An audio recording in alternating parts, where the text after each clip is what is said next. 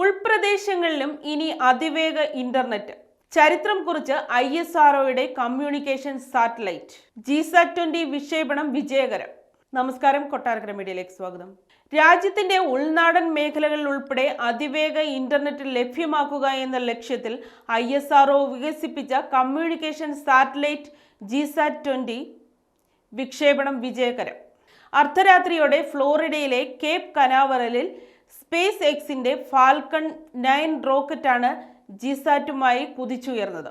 ഇതോടെ ബഹിരാകാശ മേഖലയിൽ വീണ്ടും പുതുചരിത്രം കുറിച്ചിരിക്കുകയാണ് ഭാരതം. ISRO നിർമ്മിച്ച ഉപഗ്രഹത്തിന് 4700 കിലോഗ്രാമാണ് ഭാരം. LVM-3യുടെ വാഹക ശേഷിയേക്കാൾ കൂടുതലാണ് ഇതിന്റെ ഭാരം. അതിനാൽ ഇലോൺ മസ്കിന്റെ സ്പേസ് എക്സുമായി സഹകരിച്ചാണ് പദ്ധതി മുന്നോട്ട് നീക്കിയതെന്നും ISRO അറിയിച്ചു. 34 മിനിറ്റുകൾ കൊണ്ട് ബഹിരാകാശത്തെത്തിയ റോക്കറ്റിൽ നിന്നും ഉപഗ്രഹം വേർപെട്ട് ഭ്രമണപഥത്തിൽ എത്തി.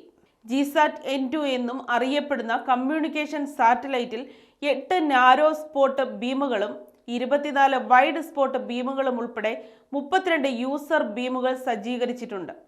ഉപഗ്രഹം പ്രവർത്തനക്ഷമമായാൽ വിദൂര പ്രദേശങ്ങളിലേക്കുള്ള ഇന്റർനെറ്റ് കണക്ടിവിറ്റിയും ഇൻഫ്ലൈറ്റ് ഇന്റർനെറ്റ് സേവനങ്ങളും ഉൾപ്പെടെ രാജ്യത്തുടനീളം സുപ്രധാന സേവനങ്ങൾ ലഭിക്കും. ലക്ഷദ്വീപ്, ആൻഡമാൻ തുടങ്ങിയ ദ്വീപ് പ്രദേശങ്ങളും ഇതിൽ ഉൾപ്പെടുന്നു. വിമാനങ്ങളിൽ ഇന്റർനെറ്റ് സേവനം ഒരുക്കുന്നതിനും ഇത് സഹായിക്കും.